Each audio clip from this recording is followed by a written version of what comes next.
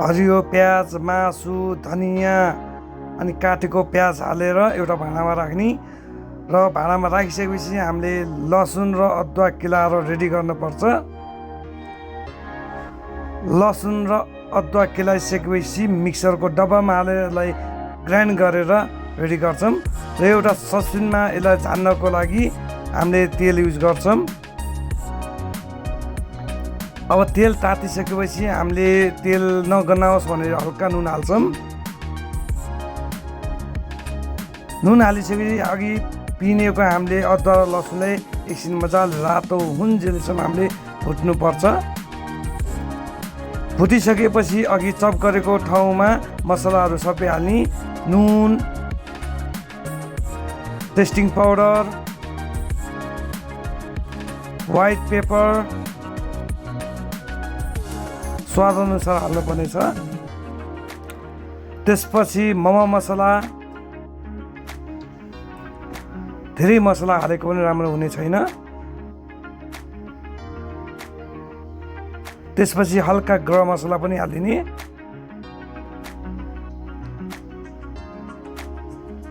अब यसको माथि यो हालेर झाने जस्तो गरिदिने र हामीले एक्स्ट्रा स्वादको लागि हामीले बटर पनि हाल्छौँ, हल्का हिट गरेर यसलाई।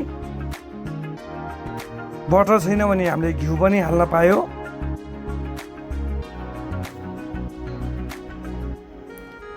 यसलाई पगालेर चाहिँ हामीले हाल्न पर्ने छ।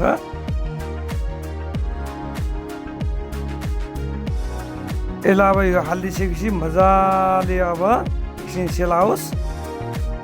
सेलाइसकेपछि मजाले सबै जति मिच्यो जति मोल्यो त्यति राम्रो हुन्छ, त्यति फ्लेभर हुन्छ, त्यति टेस्ट आउँछ। हामीले मजाले मोलिसकेको छौँ। अब हामीले पिठोको लागि रेडी गर्नेछौँ। मैदा एउटा भाँडामा हाल्ने र मनमन तातो पानी हालेर यसलाई मजाले मुस्न सुरु गर्ने।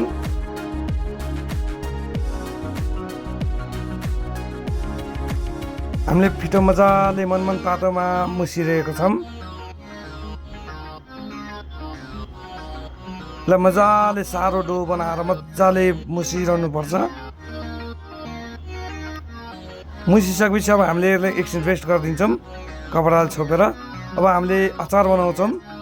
हामी दुई थरीको एउटा व्हाइट अचार र रेड अचार बनाउँछौँ। खुर्सानी काट्ने, टमाटर काट्ने,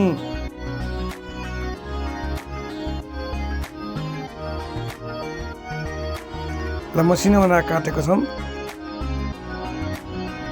एउटा प्यान बसाल्ने। अब अचार बनाउनु रेडी भइसकेको छ हाम्रो सामानहरू।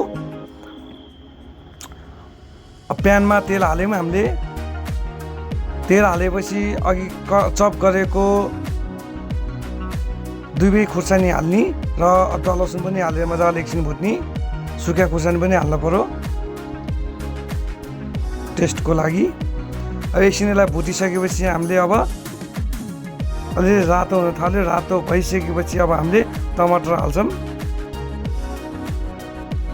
टमाटर हालेपछि टमाटरमा नुन हाल्यो भने यसले छिटो गलाउँछ भने हामीले सुरुमा नुन हालेको छौँ। टेस्टिङ पाउडर पनि टेस्ट अनुसार हाल्ने। त्यसपछि बेसार हाल्ने हामी। त्यसपछि जिराको धुलो,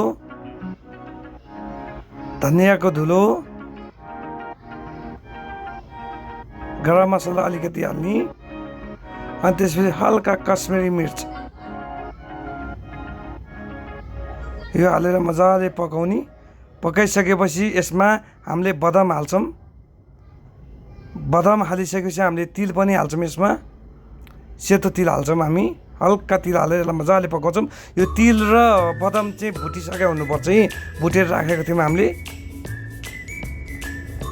अब यसलाई पाक्नै लागिसक्यो। पाकिसकेपछि हामीले एउटा प्लेटमा हालेर सेलाउन राख्छौँ।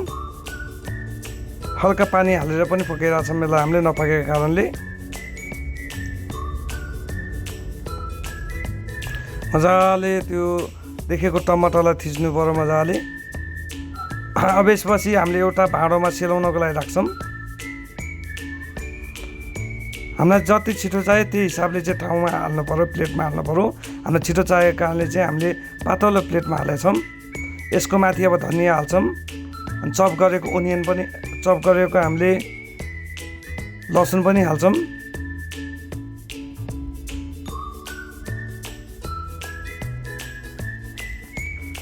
मजाले चप गरेको यसमा पनि टेस्टको लागि हाल्छौँ अलिकति। अब रेडी भएपछि हामीले व्हाइट सस बनाउँछौँ। यसमा हल्का लप्सीको माडा र सुक्खा खुर्सानी हालेका छौँ र धनिया चप गरेर धनिया पनि हाल्छौँ। त्यसै तातो पानीमा यसमा एकछिन रहन दिने ताकि यो फुल्लोस् भनेर। यो चाहिँ व्हाइट ससको लागि हो। व्हाइट सस भन्दा पनि व्हाइट अचारको लागि हो है सस भन्न आएछ। हल्का यसमा तिमुर हाल्ने, त्यसपछि हामीले धनिया हाल्ने र काँचै लसुन हाल्ने, हल्का बदाम हाल्ने,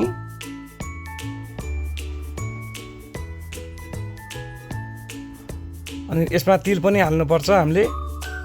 यसलाई पकाउनु पर्दैन है, यत्तिकै हामीले अब मिक्सरमा हल्का पानी थपेर यसमा चाहिने मात्रा अनुसारले पानी थपेर हामी यसलाई मिक्स गर्छौँ। ग्राइन्डरमा हामी ग्राइन्ड गर्छौँ।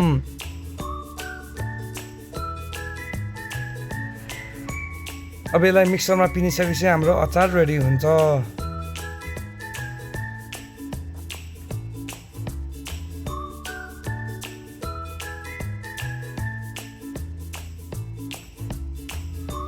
अचार रेडी भइसकेको छ। अब यसलाई एउटा प्लेटमा अथवा थालमा हालेर चाहिँ अथवा बाटामा हालेर चाहिँ हामीले यसमा स्वादअनुसार हामीले पानी मिक्स गर्छौँ। र हाम्रो अर्को पनि रेडी भइसकेको छ अचार। यसमा हामीले नुन नपुगेको कारणले नुन थपेका छौँ। यो चाहिँ यतिको बाक्लो हुनुपर्छ, पातलो बनाएको राम्रो हुँदैन। भनी सेतो अचार चाहिँ हामीले पातलो बनाउनु पर्छ।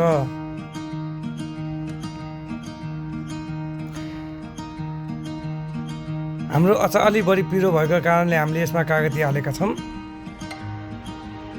र हामीले अब डो अघि मुसेको पिठोलाई चाहिँ निकालेर अब हामी यसलाई बेल्नलाई रेडी गर्दैछौँ।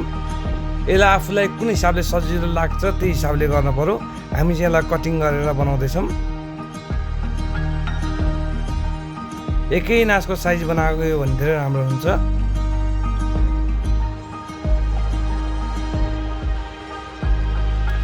यसपछि हामीले बेलेर हामी मोमो आफूलाई कस्तो बनाउनु आउँछ त्यही हिसाबले बनाउँछौँ। र हामीले मोमोको भाँडा मोमो नि बसालिसकेका छौँ र मोमो रेडी भइसकेको छ हाम्रो। हामीले मोमो यसरी डेकोरेसन गरेका छौँ र हामीले खाइसकेका छौँ।